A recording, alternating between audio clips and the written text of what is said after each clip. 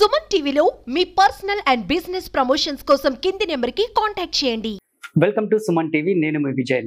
ఒక వైపు ప్రముఖ డాక్టర్ గా ఉంటూ ఇంకొక వైపు అసోసియేషన్ గా టాప్ లో ఉంటూ తమ వృత్తిని నిర్వహిస్తూనే ఆధ్యాత్మిక మరియు ధర్మంకు సంబంధించినటువంటి కార్యక్రమాల్లో చురుగ్గా పనిచేస్తూ బహుముఖ ప్రజ్ఞశాలిగా విరజల్లుతున్నటువంటి ఎంబీబీఎస్ డాక్టర్ ఏవి సుబ్బారెడ్డి గారు మనతో పాటే ఉన్నారు. ఆయనతో ధ్యానం, శాకాహారం, పిరమిడ్ గురించిన విషయాలను తెలుసుకుందాం. సార్ నమస్తే. సార్ నమస్కారం విజయ్ గారు.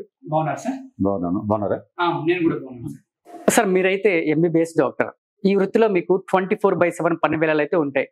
అయితే మీకు ఈ ఆధ్యాత్మిక పైన మరియు దేశానికి సంబంధించినటువంటి ధర్మ కార్యక్రమాల పైన చాలా చురుగ్గా అయితే ఉంటారు కదా, దీనికి కారణం ఏంటి సార్? దీనికి కారణం ఒకటే. మామూలుగా మనిషి చాలాసార్లు ఏమంటుంటాడంటే నాకు సమయం సరిపోలేదు అనేటటువంటిది చాలామంది చెప్తుంటారు. కరెక్ట్గా ప్లాన్ చేసుకుంటే సమయం సరిపోకపోవడం అనేది ఎక్కడా లేదు.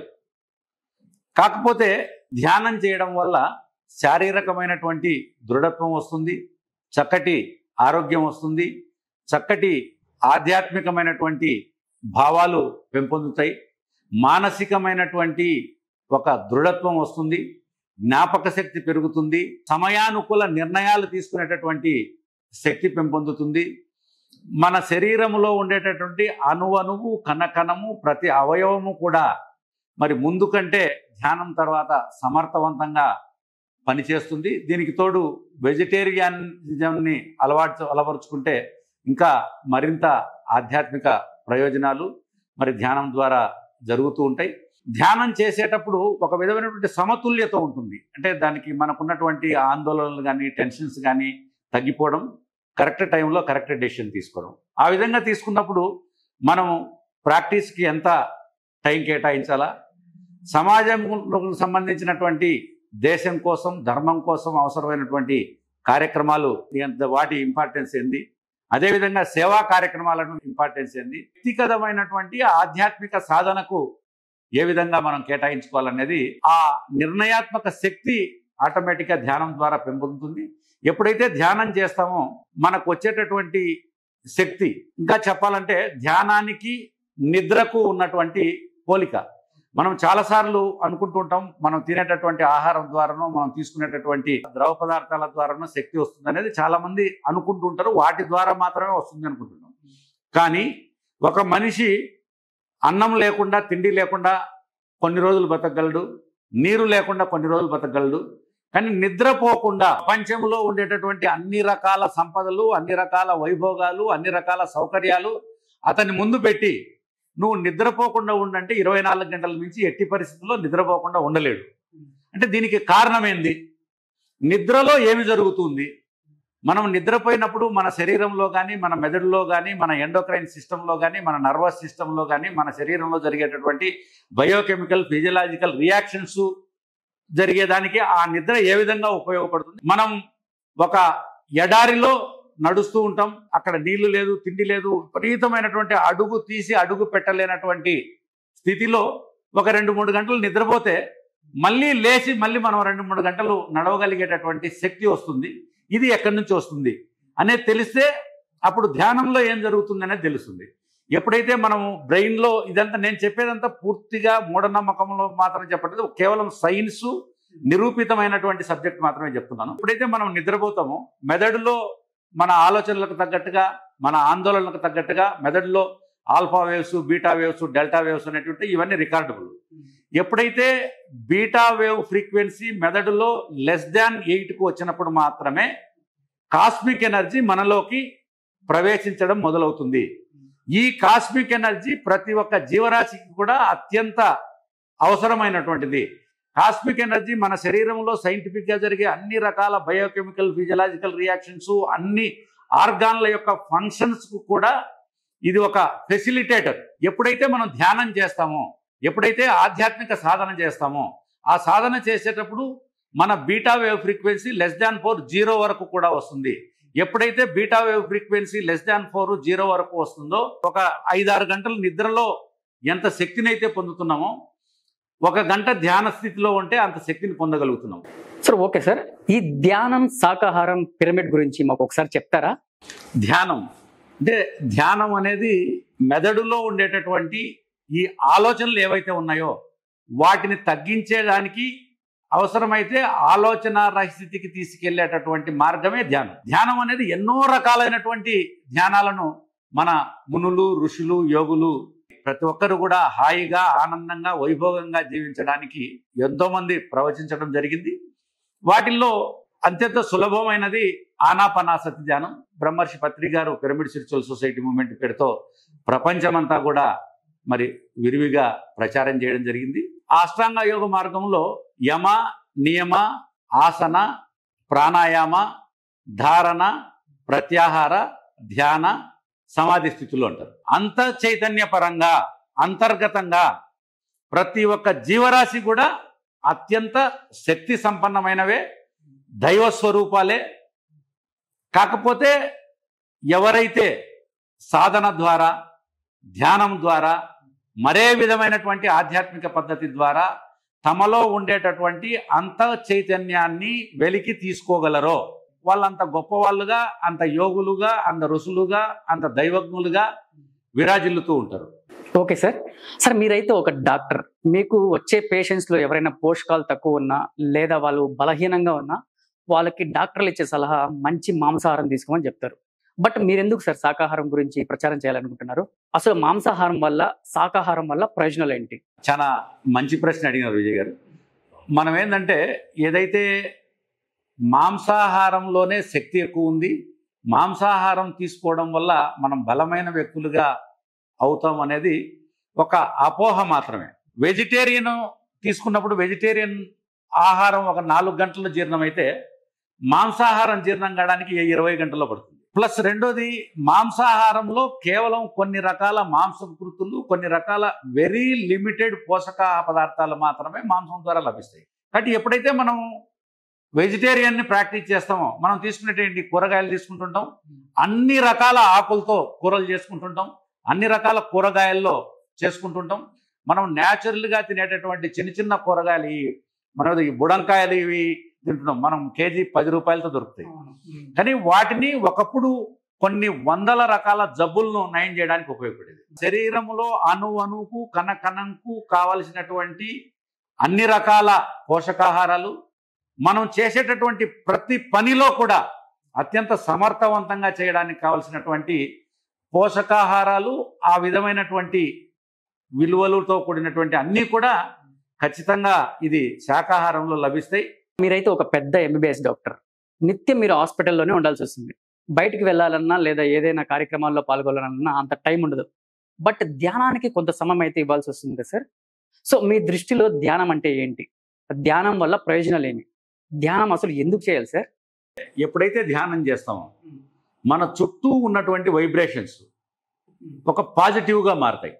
వాక్ శుద్ధి పెరుగుతుంది, నీ యొక్క అంత చైతన్యం పెరుగుతుంది, నీలో ఉండేటటువంటి మానవత్వం నుంచి రాక్షసత్వంపై, ఆ తర్వాత మానవ లక్షణాలు కూడా పోయి, ఆ తర్వాత దైవత్వాన్ని కూడా దాన్ని బయటికి తీసేటటువంటి అవకాశం ఉంటుంది. ఎప్పుడైతే నువ్వు ధ్యానం చేసి పాజిటివ్ వైబ్రేషన్స్లో ఉన్నావో, నువ్వు చేసేటటువంటి ప్రక్రియకు సంబంధించినటువంటి ఆ పంచభూతాలు, ప్రకృతి కూడా సహకరించి నువ్వు ఎప్పుడైతే ఆ పవిత్ర కార్యక్రమం ధ్యానంలో కూర్చున్నావో, ఆ సమయంలో నీకు ఎటువంటి వేరే విధమైనటువంటి డిస్టర్బెన్స్ లేకుండా ఆ ప్రకృతి నిన్ను కాపాడుతుంది, ప్రకృతి సహకరిస్తుంది. ధ్యానం ద్వారా, సాధన ద్వారా, ఆధ్యాత్మిక ప్రక్రియ ద్వారా అన్నీ సాధ్యమే. ఈవెన్ ధ్యానం చేసేవాడు రాక్షసుడైనా సరే, రావణాసురుడు ధ్యానం చేసినా అదే ఫలితాన్ని ఇచ్చారు, హిరణ్యకశిపు వాళ్ళు చేసినా కూడా అదే ఫలితాన్ని ఇచ్చారు. ఆధ్యాత్మిక సాధన అనేది, ధ్యానం అనేది అంత గొప్పది. ఓకే సార్, ధ్యానం గురించి అయితే చాలా చక్కగా చెప్పారు. ఓకే, ఈ ధ్యానం అయితే ఒకే చోట కూర్చొని చేయాల్సి వస్తుంది. అసలు యోగా అంటే ఏంటి సార్? యోగా మార్గం అంటే ఏంటి? ఈ రెండింటికి ఉన్న తేడా ఏంటి సార్? యోగా అంటే ఓన్లీ ఆసనాలు, ప్రాణాయామాల వరకే వస్తుంది. యోగము అంటే ఆ ఆసనం, నెక్స్ట్ స్టెప్ ప్రాణాయామాలు, ఆ నెక్స్ట్ స్టెప్ ధ్యానం.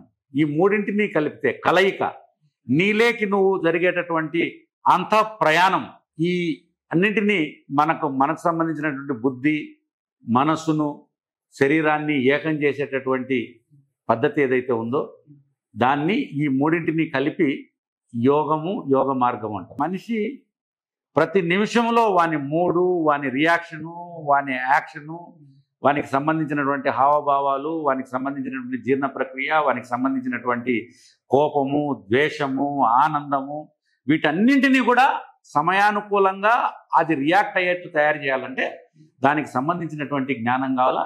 ఇది యోగ మార్గం ద్వారా, సాధన ద్వారా, ధ్యానం ద్వారా అది సాధ్యము. అదే మార్గాన్ని యోగులు, మునులు, ఋషులు వాళ్ళందరూ కూడా సాధన ద్వారా సాధించి మనందరికీ కూడా ఎంతోమంది ఎగ్జాంపుల్స్గా నిలిచారు. సార్ పిరమిడ్ అంటే ఏమిటి, దానివల్ల ఉపయోగాలు ఏంటి? పిరమిడ్ అనేది కూడా ఒక సైంటిఫిక్ స్ట్రక్చరే. ఎప్పుడైతే పిరమిడ్ అనేది మనం ధ్యానం చేస్తే ఆలోచన పరిస్థితికి వెళ్ళినప్పుడు ఈ కాస్మిక్ ఎనర్జీ ఎంటర్ అవుతుంది అని, ఆ విధంగా ఆ కాస్మిక్ ఎనర్జీ తక్కువ ఉన్న చోట కూర్చుంటే తక్కువ ఎంటర్ అయ్యే స్థితి వచ్చినప్పుడు తక్కువ ఉన్న చోట ఉంటే తక్కువ ఉంటుంది, ఎక్కువ ఉన్న చోట ఉంటే ఎక్కువ ఉంటుంది. పిరమిడ్ అనేది ఈ యాంగిల్ ఉంటుంది కదా పైన, అది 52 degrees 51 seconds యాంగిల్తో తయారు చేసినటువంటి ఏదైనా సరే, అది ఏ మెటీరియల్తో చేసినా కూడా బయట ఉండేటటువంటి కాస్మిక్ ఎనర్జీని అది కాన్సన్ట్రేట్ చేసేటటువంటి శక్తి ఆ షేప్కు, ఆ పర్టికులర్ యాంగిల్కి ఉంటుంది.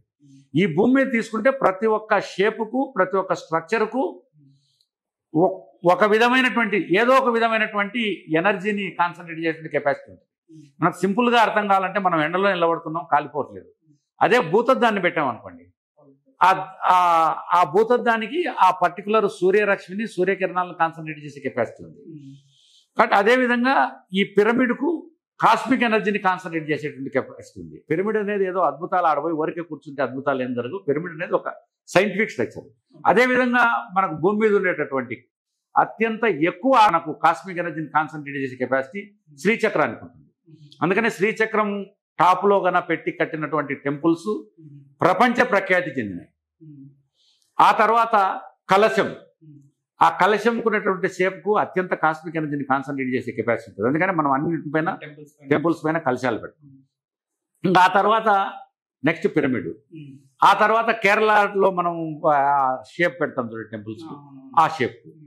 కాబట్టి ప్రతి షేపుకు, ప్రతి యాంగిల్కు కాస్మిక్ ఎనర్జీని తీసుకునేటువంటి కెపాసిటీ ఉంటుంది.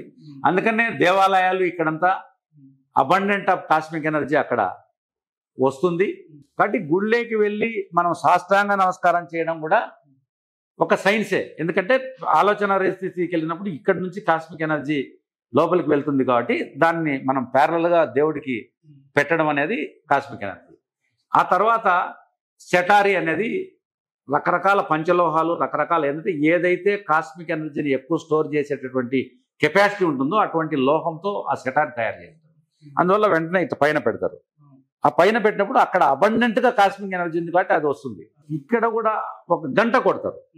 ఆ గంట జుమ్ అనేటటువంటి ఆ వైబ్రేషన్ వచ్చి వచ్చి వచ్చి వచ్చి ఎట్లుంటుందో దానికి మన మెదడు కనెక్ట్ అయినప్పుడు వేరే ఆలోచనలు పోతాయి. అంటే ఆ ఆలోచనలు పోయినప్పుడు ఆ ఒక్క 10 సెకండ్లో 20 సెకండ్లో అయినా కూడా ఆ కాస్మిక్ ఎనర్జీ రిసీవ్ చేసుకోకపోరా అని మనం గంట కొట్టే విధానం పెట్టాం. మనం గంట కొడతాం, అప్పుడు ఆ వైబ్రేషన్స్కి ఎక్కడో చోట కనెక్ట్ అయ్యి మన ఆలోచనలు తగ్గుతాయి, మన కాస్మిక్ ఎనర్జీ వస్తుంది. గుడికి వెళ్ళడం మూఢనమ్మకం కాదు, దేవుని పూజించడం మూఢనమ్మకం కాదు, ధ్యానం చేయడం మూఢనమ్మకం కాదు, హోమాలు చేయడం మూఢనమ్మకం కాదు, యజ్ఞయాగాలు కూడా మూఢనమ్మకం కాదు. కాబట్టి మనం చేసేటటువంటి ధ్యానము, మనం చేసేటటువంటి హోమము, మనం చేసేటటువంటి జపము, మనం చేసేటటువంటి యజ్ఞము, మనం చేసేటటువంటి పూజలు, మనం చేసేటటువంటి ఆధ్యాత్మికత, మనం వెళ్ళేటటువంటి గుడి కావచ్చు, మసీదు కావచ్చు, చర్చి కావచ్చు, ఇవన్నీ కూడా సంపూర్ణమైనటువంటి శాస్త్రం తెలిసినటువంటి వ్యక్తులు పూర్తిగా సైంటిఫిక్గా తయారు చేసినవి.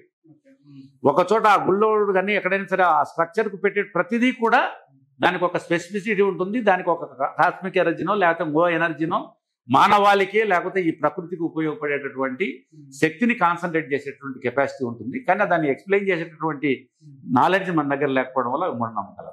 ఓకే సార్, మా సుమన్ టీవీకి వచ్చి ఈ ధ్యానం గురించి, శాకాహారం గురించి, అలాగే పిరమిడ్ గురించి ఇంత చక్కగా వివరించినందుకు చాలా ధన్యవాదాలు సార్. ధన్యవాదాలు విజయ్ గారు. ఎందుకంటే మాకు కూడా సార్ ఇటువంటి అవకాశం, అంటే ఇట్లా ఒక విశిష్టమైనటువంటి గొప్ప ధ్యానం గురించి, శాకాహారం గురించి ప్రజలకు చేరవేసేటటువంటి అవకాశం లభించినందుకు మీకు, సుమన్ టీవీకి ధన్యవాదాలు. ధన్యవాదాలు సార్. ధన్యవాదాలు. అందరికీ నమస్కారం. శాకాహారం యొక్క విశిష్టత గురించి, శాకాహారం తీసుకోవడం వల్ల కలిగేటటువంటి ప్రయోజనాల గురించి, అదే సమయంలో ధ్యానం వల్ల కలిగేటటువంటి ప్రయోజనాల గురించి, పిరమిడ్ యొక్క ఉపయోగాల గురించి తెలియజేయడం కోసం పిరమిడ్ స్పిరిచువల్ సొసైటీ ఆధ్వర్యంలో రేపు అంటే ఈ నెల 15వ తేదీ ఆదివారం ఉదయం ఈ మన చౌడేశ్వరి కళ్యాణ మండపం దగ్గర నుంచి Bengaluru bus stand, Chittoor bus stand, town bank circle, RTC bus stand, Neeruguttupalli, మాయా బజార్ల మీదుగా కొన్ని వేల మంది ధ్యానులు, శాకాహారులు, యోగులతో కలిపి మరి ఒక గొప్ప ర్యాలీ మన మండపంలో నిర్వహించడం జరుగుతుంది.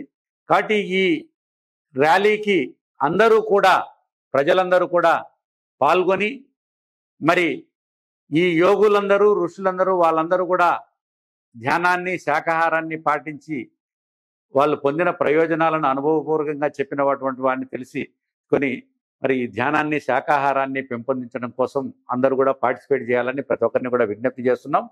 అదే ధ్యానం సర్వరోగ నివారిణి, సకల భోగకారిణి, సత్యజ్ఞాన ప్రదాయిని. ధ్యానం ద్వారా జలుబు నుంచి క్యాన్సర్ వరకు ఉన్నటువంటి అన్ని రకాల జబ్బులను కూడా సంపూర్ణంగా, పరిపూర్ణంగా, శాశ్వతంగా నయం చేసుకోవడానికి అవకాశం ఉంటుంది. కాబట్టి అందరూ కూడా ధ్యానం చేద్దాం, మరి ఆ ప్రయోజనాలు పొందుదాం. ఏదైతే శాకాహారం ఏదైతే ఉందో మనిషి యొక్క, మన యొక్క స్ట్రక్చర్ కానీ, మన జీర్ణ వ్యవస్థ కానీ అన్నీ కూడా శాకాహారానికి మాత్రమే మరి అనుగుణంగా నిర్మాణం జరిగింది. మాంసాహారానికి కూడా మన శరీరము అనుగుణంగా లేదు. కాబట్టి శాకాహారం వల్ల మన యొక్క సృజనాత్మకత, మన శరీరంలో ఉండేటటువంటి అన్ని అవయవాల యొక్క సామర్థ్యము పెరుగుతుంది. మనకు ఉండేటటువంటి అపోహ మాంసాహారం ద్వారా శక్తి వస్తుంది, శాకాహారంలో తక్కువ శక్తి వస్తున్నది. కానీ శాకాహారంలో ఉండేటటువంటి అన్ని రకాల ఆకుకూరలు, అన్ని రకాల కూరగాయలు తీసుకోవడం ద్వారా కొన్ని వందల జబ్బులకు సంబంధించినటువంటి రోగనిరోధక శక్తి, కొన్ని జబ్బులను నయం చేసేటటువంటి శక్తి, మంచి శారీరకమైనటువంటి దారుఢ్యము, మానసికమైనటువంటి దృఢత్వము వచ్చేటటువంటి ఆ విధంగా మనిషికి ఇచ్చేటటువంటి శక్తి శాకాహారానికే ఉంది. కాబట్టి మనం అందరం కూడా శాకాహారాన్ని ప్రోత్సహిద్దాం, శాకాహారులుగా మారుదాం, ధ్యానం చేద్దాం, పిరమిడ్ జగత్తును నిర్మాణం చేద్దాం. తద్వారా అందరూ కూడా హాయిగా, ఆనందంగా, వైభోగంగా, ఆరోగ్యంగా, మానసికంగా, శారీరకంగా దృఢ సంకల్పంతో దృఢంగా జీవించాలని మిమ్మల్ని అందరినీ కూడా విజ్ఞప్తి చేస్తున్నాం. దీన్ని ప్రచారం చేయడం కోసమే రేపు మదనపల్లిలో ఈ సెప్టెంబర్ 15వ తేదీ జరిగేటటువంటి మహాకరుణ శాకాహార ర్యాలీకి ప్రజలందరూ కూడా వేల సంఖ్యలో పాల్గొనాలని విజ్ఞప్తి. అక్కడికి ఎంతోమంది యోగులు, మునులు, ఋషులు దేశవ్యాప్తంగా కూడా రేపు అక్కడికి వస్తున్నారు. కాబట్టి అందరూ కూడా పాల్గొనాలని మీ అందరికీ కూడా విజ్ఞప్తి చేస్తున్నాం.